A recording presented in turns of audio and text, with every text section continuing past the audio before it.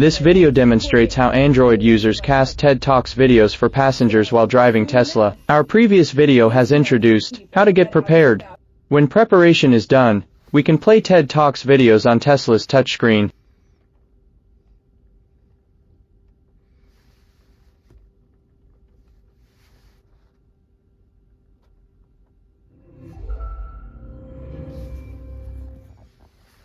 In 2021, Gabriel Boric became the elected president of Chile. He was one of the youngest worldwide and one of the most voted in the country's history.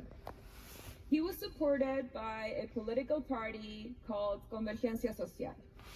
And by the time of the election, I was in charge of the feminist front of that party. So now we start driving. Confident our candidate was going to win. The night itself of the election was still very overwhelming, especially so when we got to walk through the crowds held by security. You know, it suddenly all felt so real. As what you have seen, TeslaDisplay app can cast TED Talks videos for passengers while you are driving Tesla. If you like this app, you can download the app in Google Play.